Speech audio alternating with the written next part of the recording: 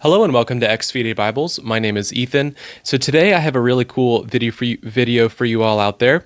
I'm going to be showing a before and after of my pastor's Bible. So I was at a Super Bowl party or some kind of football watch party several months ago, and my pastor and I got talking on Bibles.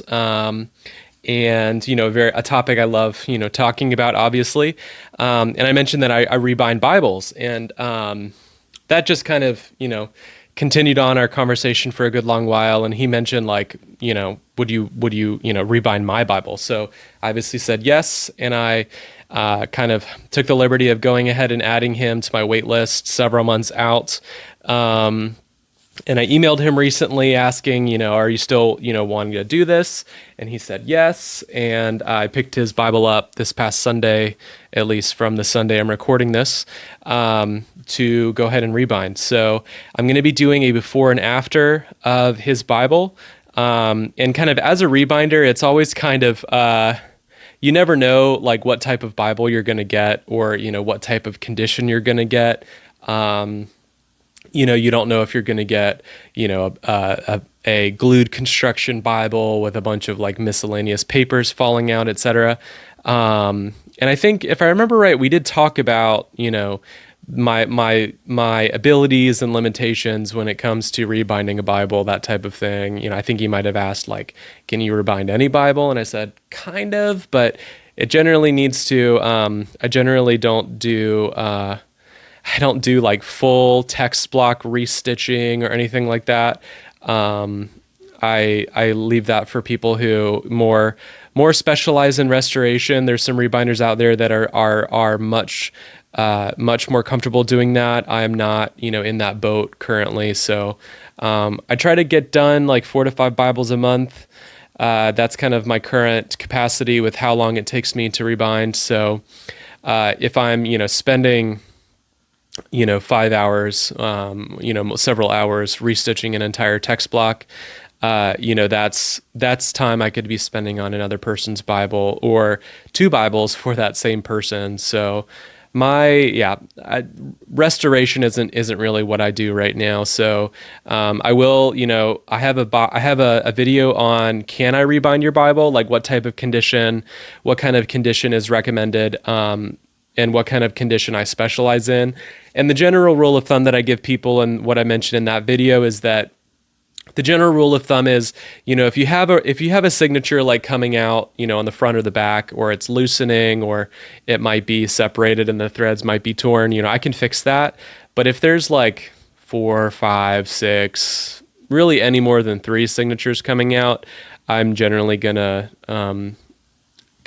leave that for people who are much more experienced than me. So I am still a novice in my own eyes, and that type of total remaking and refabrication of the entire block is not something that I'm into. So anyway, enough rambling. I'll go ahead and kind of show his Bible here a little bit, the before picture. So I knew that he is an ESV guy because the church I go to is an ESV church.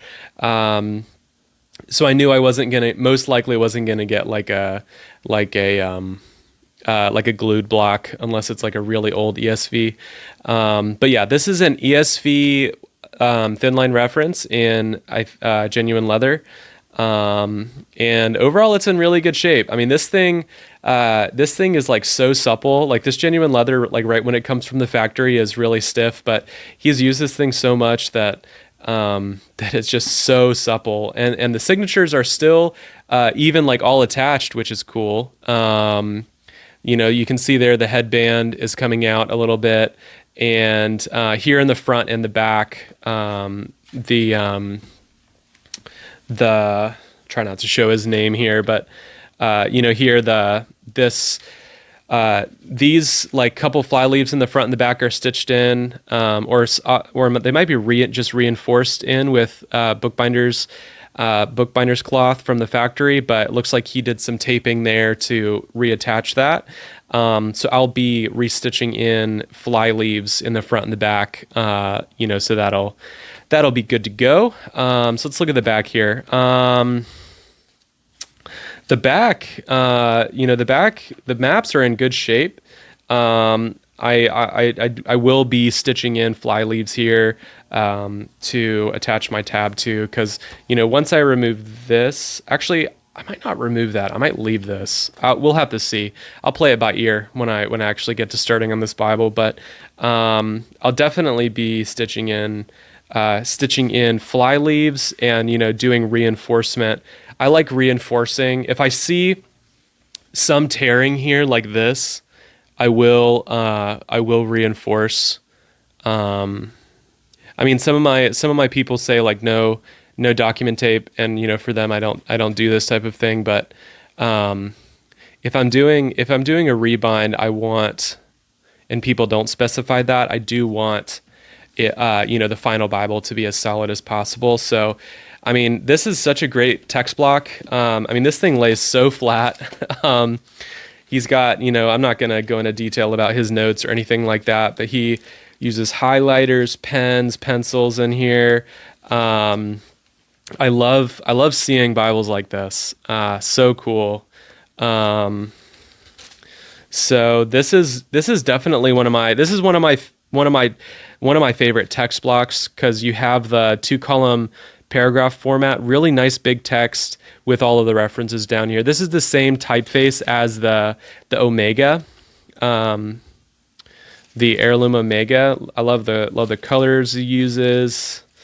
Lots in 1 Corinthians. Yeah, so he just loved this Bible so much, used it for preaching, etc.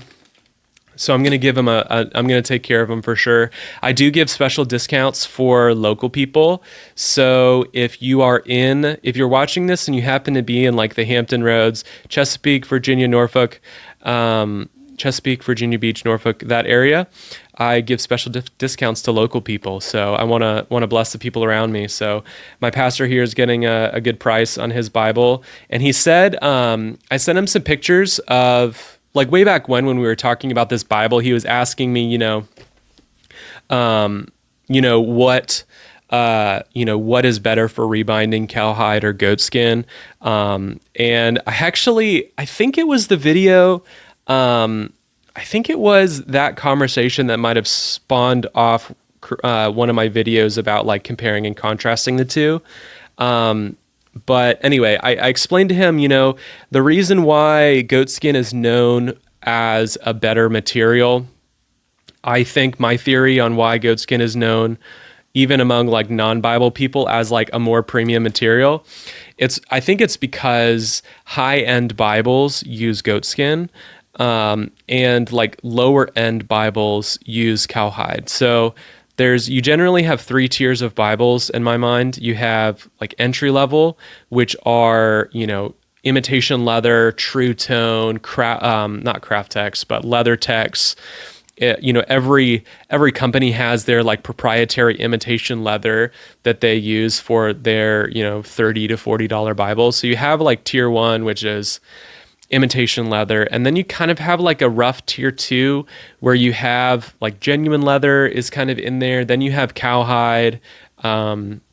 You might have some calfskin, like Crossway does their top grain calfskin, which is actually relatively nice for the price, in that range too. And that's kind of like around like $60 to $100-ish, or $60 to $150 maybe, depending on if you go like MSRP or whatever. And then you get into high-end Bibles. So you get into like tier 3, which is, $200 and above. For a long time, all of the higher end Bibles, all of the $200 plus Bibles, like from Cambridge and R.L. Allen, Schuyler, all of those Bibles were goatskin for a really long time. And just now recently, those companies are making like cowhide and calfskin Bibles in that pricing tier. And it's not that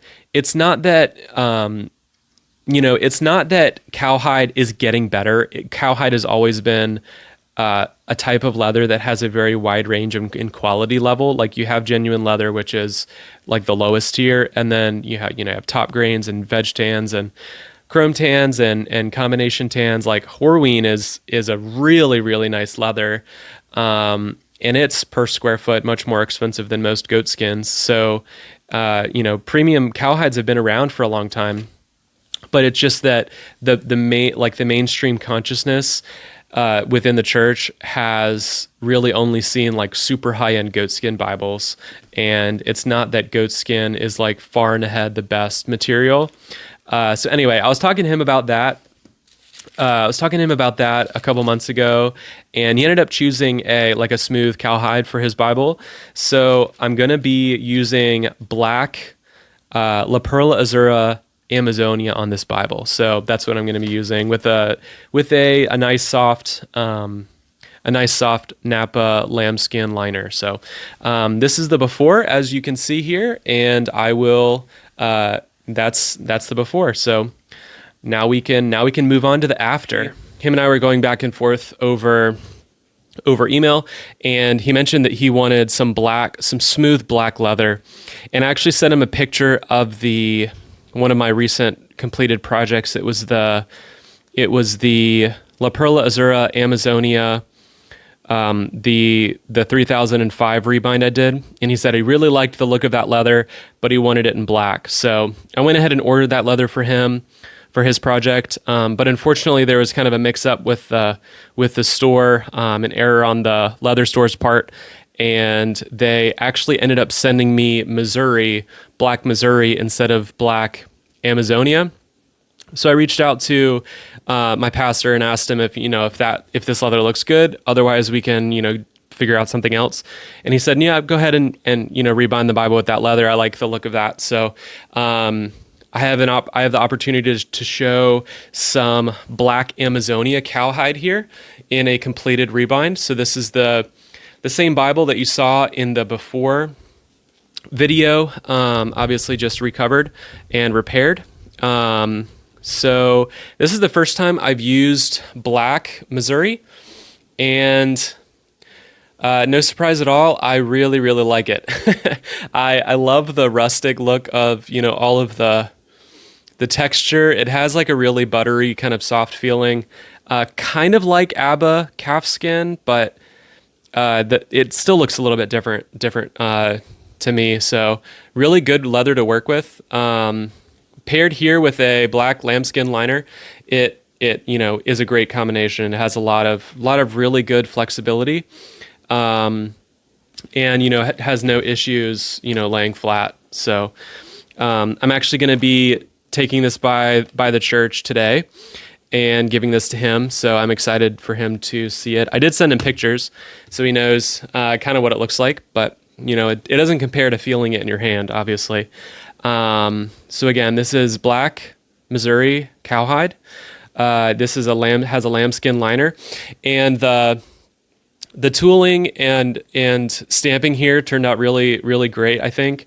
So I did it's hard to pick up in the camera, but I did a copper metallic foil here, which just looks so classy with the black. And I've changed a little bit about how I lay out my hubs. So on Standard Yap Bibles, I'm going to start kind of spacing my first hub equidistant from the top of the cover as the bottom of the cover. I think it gives like a really nice kind of balanced look to the Bible. Instead of, having a big space down here and a small space up here, it ends up like pushing the Holy Bible stamping lower down. And I really like the look of that. So this will be, I don't know what number this is. This will either be like rebind number 60, 61 or 62. So yeah, really happy to give this to him. The corners look pretty good on this one. Not the best corners I've ever done, but definitely not the worst. They're all pretty consistent. Hopefully you can see that in the video. That one's pretty good. That one's pretty good. So yeah, so this is black Missouri cowhide. So the second Bible I wanted to share today is actually a personal Bible, and I had a scrap piece of it was brown Amazzonia cowhide from the 3005 that I did. I had a little bit left, So it was just enough to rebind my personal Bible. So this was the original cover. I've kind of featured this Bible a number of times in my videos. This is my Mocha, Missouri Diadem cover. So this is the original cover, and this one has a cognac Napa Lux Battle Lassie liner. So I really like this cover. I think it turned out really great, but I just didn't love how the hubs look.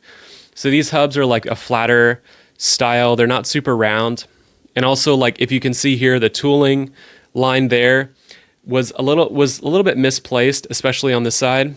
You can kind of see that tooling line was falling more on the spine instead of the edge in between the cover, the front portion and the spine.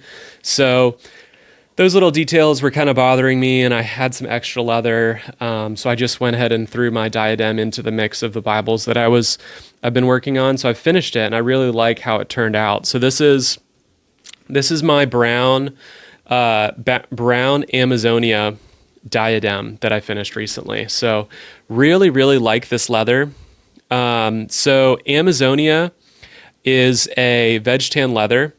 And the look of it looks a lot like that wrinkly calfskin that Skylar uses, but Amazzonia has the benefit of being a veg tan leather. So I actually, it's not a big secret where Skylar gets their calfskin, and I know for a fact that the calfskin that they use, that wrinkly calfskin that Skylar uses, is a chrome tanned cowhide. And, that's not a horrible thing. I mean, the Napa Lux, or the Napa lambskin liners that I use, all of that leather is chrome tan, but that leather ends up just feeling really dry to the touch, and doesn't age as well as a veg tan leather. So Amazzonia is a veg tan alternative. It still has that kind of like wrinkly look to it, and it'll have that like beautiful aging that is characteristic of a veg tan leather. So again, this is called Amazzonia, and this is actually a new color of foil that I got recently. It's the foil that Rocky Mountain Leather sells, and it looks really cool. You wouldn't know like this Bible has good stamping necessarily if you're just kind of looking at it, because it doesn't pop. But if you really focus on that metallic brown stamping in the light, it just kind of looks really kind of stealthy. So I really like this new foil I got. So I did do I think the color of the stitching that I did here is called cedar. It's MBT cedar. And for the liner, I did a cognac. I did a cognac Napa lambskin here. So really great combo between the Amazzonia and the lambskin here. And this Bible is so floppy and lays so flat.